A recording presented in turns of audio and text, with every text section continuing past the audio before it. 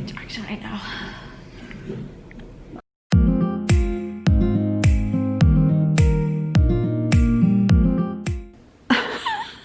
Please stop. It's really annoying.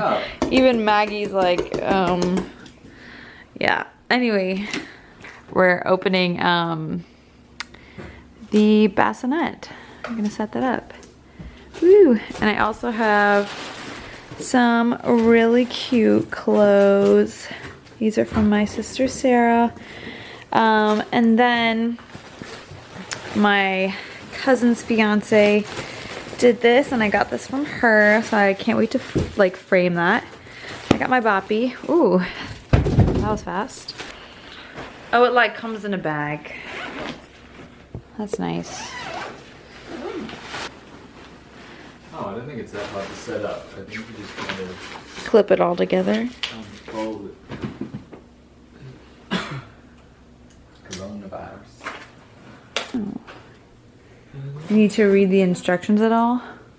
Did it come with any? I'm sure it did. Woo!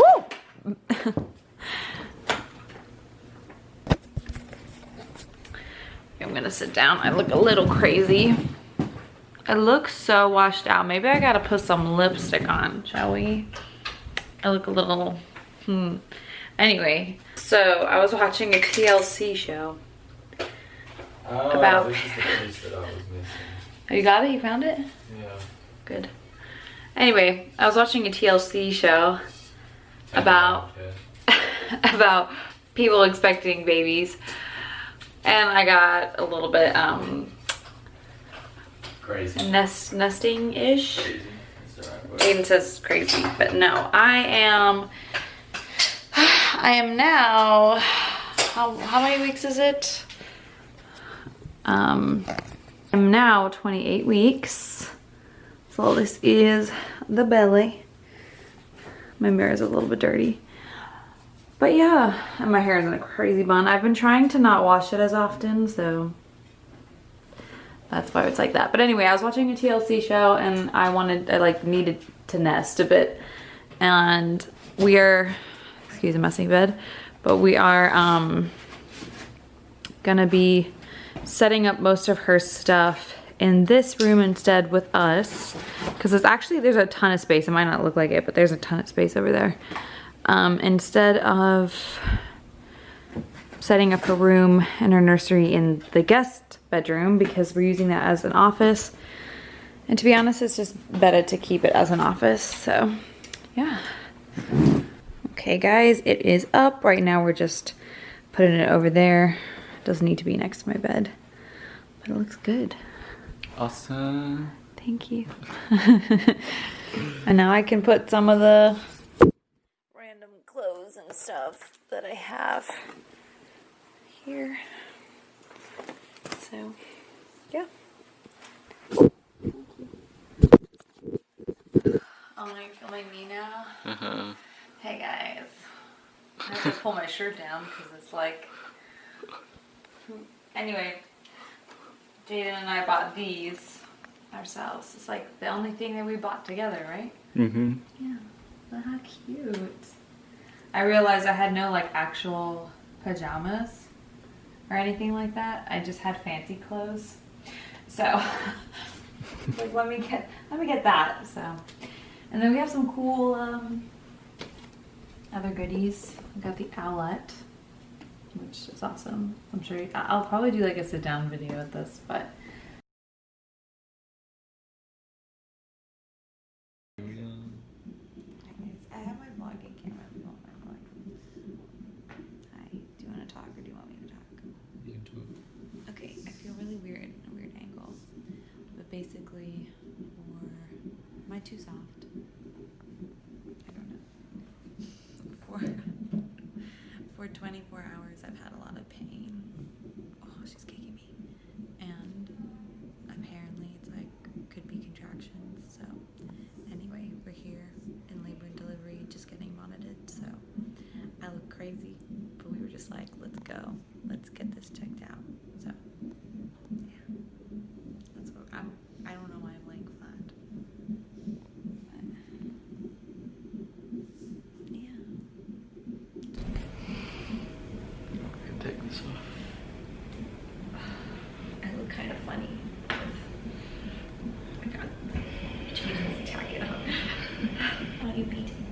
I don't want to tell them that I fainted. Please tell them. I didn't faint. You almost fainted. My eyes, I couldn't see. Oh, it's looking at my shirt. Tell them why, though. So Ash had a catheter put in her IV. arm, an IV put in her arm, and it was like this long, and it went all the way in there, and it's down here. And I watched it go in because I was trying to be supportive, and I was standing up. I didn't faint, but I couldn't see. And your ears were ringing. And my ears were ringing, and yes. It was so sad. The nurse, like, I look so crazy. The nurse, like, had to come to this rescue, gave him some orange juice. But now I'm shaking from because the IV's cold. Is it a 9? Hmm? Is it at 9? She told me to tell her when it's at 9. I had a tick. It won't focus. Anyway, I literally look like It's okay. I'm 20 times the size. Anyway, so they gave me the IV and they gave me a shot in the arm to help with the contraction pain. So far, like, I still have contractions, and they checked my cervix and it is closed, but it's soft and in a weird position, and so they're gonna do a they're gonna do an internal ultrasound and check the length of my cervix to make sure that I'm not, like, you know, going into labor or anything like that. And then they also swabbed me for any, like, amniotic fluid or anything, because that will help them know if I'm gonna potentially go into labor in the next 2 weeks or not. So yeah, I'm having a contraction right now.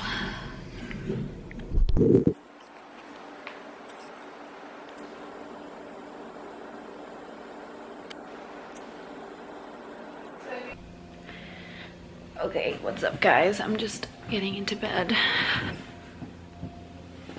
It's really difficult. I look like a hot mess, honestly, but I'm just gonna leave it at that because I've had a crazy almost 48 hours, I guess, of contractions and all kinds of stuff. And so basically we didn't film a lot at the hospital yesterday, and the reason I think being just mainly because I was in pain and I didn't really know what was going on, and I honestly didn't think it was going to be that big of a deal. I thought, you know, oh, it's probably just Braxton Hicks and they'll send me home, that kind of thing. But what actually happened was they found out that my cervix, although it is still closed and not dilated, it is soft and it is shortening, and that's, like, not a good sign at all, because that's kind of a sign that my body's trying to get ready for labor. And so I was having real contractions, not Braxton Hicks, but it wasn't quite early labor per se because I wasn't dilated, but it was like the preparation that happens just before you dilate, which, look, I mean, that can start happening, I think, anywhere between like 32 and 35 weeks. It can start, like, softening and getting shorter, but I'm only 28 weeks and that really shouldn't happen. And when I came into the hospital, I was having contractions like minutes apart only, like literally, like some of them were like 1 minute apart, some of them were like 5 minutes apart, but it stayed within that like 5-minute range. And so they had to put me on medication to slow it down and try and stop it, which apparently it helped. Like, I didn't quite feel a difference, but they were like, no, you know, your contractions are only coming now every 15 minutes.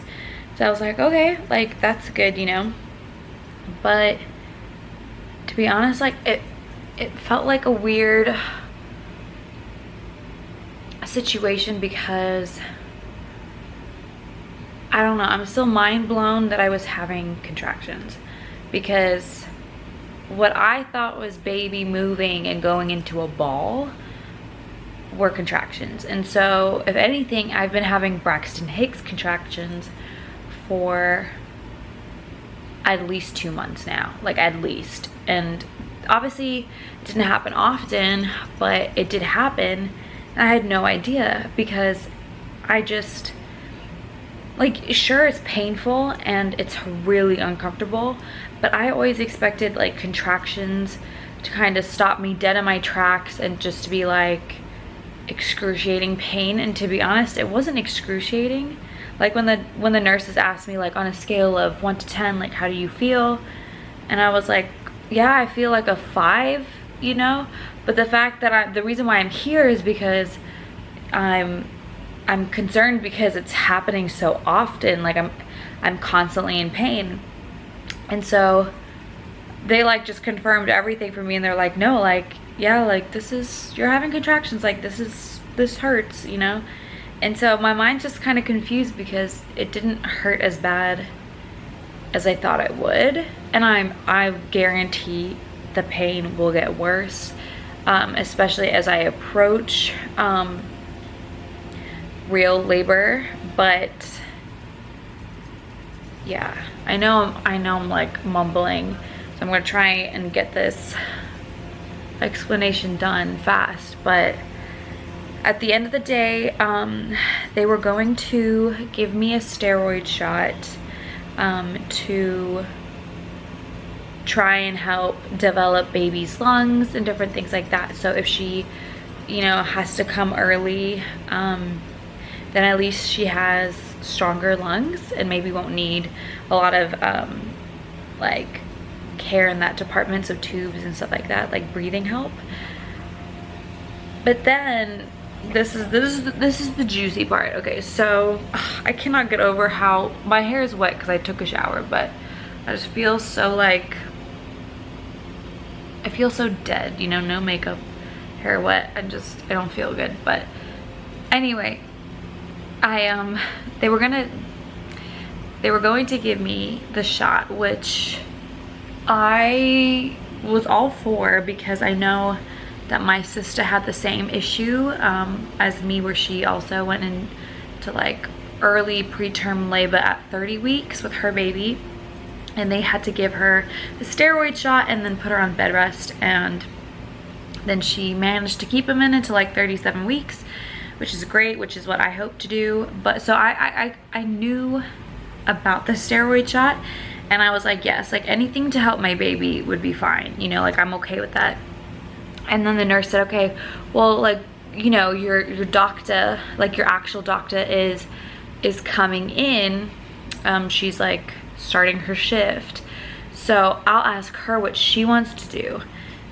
But now this is the doctor that I've only ever seen once in this entire pregnancy, the one that like doesn't care about me, no offense, but she doesn't, and the one that fought me and said that I could not come back. And so even though I'm like back to going to that clinic and seeing her, it's like, sorry, I'm having a contraction right now.